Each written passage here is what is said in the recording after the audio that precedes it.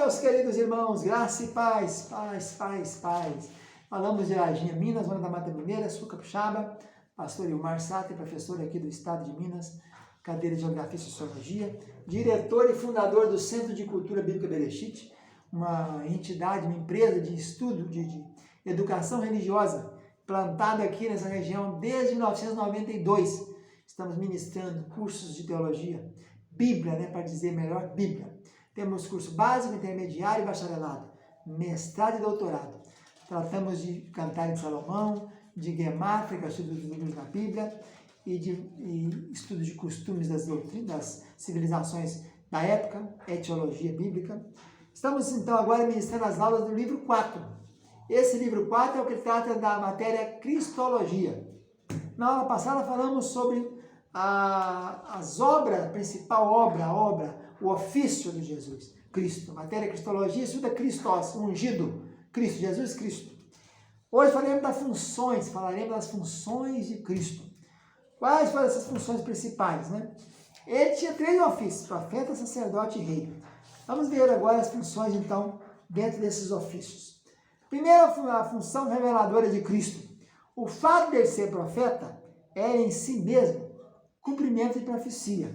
Pedro mesmo diz isso, O identifica especialmente com a predição de Moisés em Deuteronômio 18:15. O Senhor teu Deus vos suscitará dentre vossos irmãos um profeta semelhante a mim. Atos 3:22. Apesar da singularidade do ministério profético de Jesus, houve uma série de aspectos em que ele foi semelhante ao trabalho dos profetas do Antigo Testamento. A obra reveladora de Cristo cobre uma ampla dimensão de tempo e de formas. Primeiro, ele atuou de uma forma reveladora, mesmo antes da encarnação, como o Logos, aquela palavra, no princípio era o Logos, era a palavra, e a palavra estava com Deus, e a palavra era Deus. Ele é a luz que ilumina todos que vêm ao mundo. Assim, em certo sentido, todas as verdades vieram dele e por meio dele. João 1:9. E depois temos também a obra reveladora de Jesus, que foi o seu ministério profético durante sua encarnação. E aqui o tempo que ele teve aqui na Terra, os seus 33 anos por aqui. Então essa é a obra da função reveladora. Ele deixou claro em muitos sentidos, seu ministério seria continuado e completado pelo Espírito Santo. O Espírito Santo teria enviado em nome de Jesus, ensinaria todas as coisas aos seus seguidores e os faria lembrar de tudo que Jesus lhes havia dito. João 14:26. Então, em seu primeiro livro, Lucas disse, para Teófilo, fazendo a narrativa de todas as coisas que Jesus começou a fazer e a ensinar. Atos capítulo 1, versículo 1. Eu escrevi o primeiro tratado a Teófilo em Lucas. E esse último tratado, ele falando aqui sobre, quando Lucas escreve Atos dos Apóstolos, ele fala sobre as coisas que ele começou a fazer e a ensinar. Outra função de Cristo, Jesus, sendo profeta, sacerdote e rei, é o governo. Os evangelhos retratam Jesus como um rei, o governante sobre todo o universo. Isaías havia previsto um futuro governante que se assentaria sobre o trono de Davi, Isaías 9:7. O autor de Hebreus aplicou o Salmo 45, 6 e 7 ao Filho de Deus. O teu trono, ó Deus, é para todo sempre. E cetro de equidade é cetro do teu reino. Hebreus capítulo 1, versículo 8. Jesus mesmo disse que no novo mundo, o Filho do Homem se assentaria sobre um trono glorioso, Mateus 19:28. Ele alegou que o reino do céu era dele, Mateus 13:41.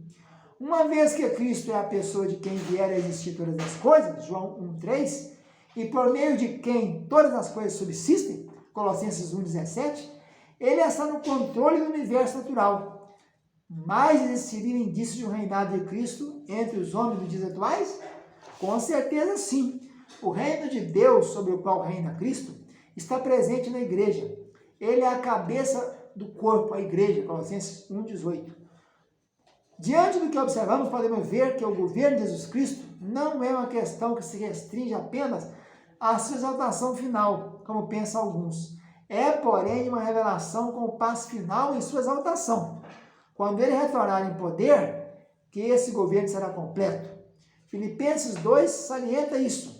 Um nome que está acima de todo nome, para que ao nome de Jesus se dobre todo o joelho, nos céus e na terra e debaixo da terra. e toda língua confesse que Jesus Cristo é o Senhor, para a glória de Deus Pai. Versículo 9 e 10, Filipenses 2. E por fim temos a obra dele como sacerdote, reconciliadora, que ele intercede e expia. Esse é o aspecto do ministério de intercessão. A Bíblia registra inúmeros casos de Jesus intercedendo pelos seus discípulos enquanto estava sobre a terra. O mais extenso é a oração sacerdotal, em João 17. Mas também Jesus não orou para que fosse tirado do mundo, mas para que fosse guardado do mal. Em Romanos 8, 33 e 34, Paulo pergunta quem estaria nos condenando ou levantando acusação contra nós. Com certeza não pode ser Cristo, pois ele está à direita de Deus intercedendo por nós. Em Hebreus 7, 25, diz que até ele vive para interceder por aqueles que se chegam a Deus por meio deles. Em Hebreus 9, 24, diz que ele compareceu na presença de Deus por nós. Existe outro aspecto ainda mais fundamental da obra reconciliadora de Cristo, é o aspecto sobre o qual se baseia a intercessão. É na expiação que chegamos ao ponto crucial da fé cristã. A doutrina da expiação é mais crítica para nós, porque é como um ponto de transição dos aspectos objetivos para subjetivos da teologia cristã. Aqui mudamos o ponto de referência, deixando a natureza de Cristo para a sua obra ativa em nosso favor. Aqui a teologia sistemática tem aplicação direta em nossa vida. A expiação tornou-se possível em nossa salvação. Ele também é o fundamento de doutrinas importantes que aguardam o nosso estudo. A doutrina da igreja é o fundamento de doutrinas importantes que aguardam. A doutrina da igreja lida com os aspectos coletivos da salvação. A doutrina das últimas coisas com seu aspecto futuro. Falando aqui uma junção, comparando a cristologia com a eclesiologia, que é a doutrina da igreja, e com a escatologia. A eclesiologia mostra os aspectos coletivos da salvação, soteriologia. E as últimas coisas apontando o futuro da igreja.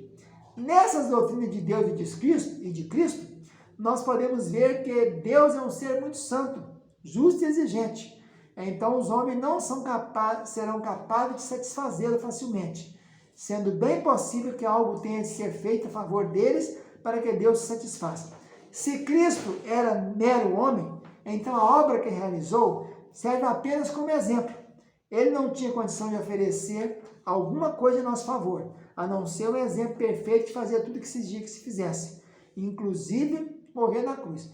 Agora, contudo, ele é Deus. Então sua obra por nós superou imensuravelmente o que somos capazes de fazer por nós mesmos. Ele serviu não apenas como exemplo, mas como sacrifício por nós.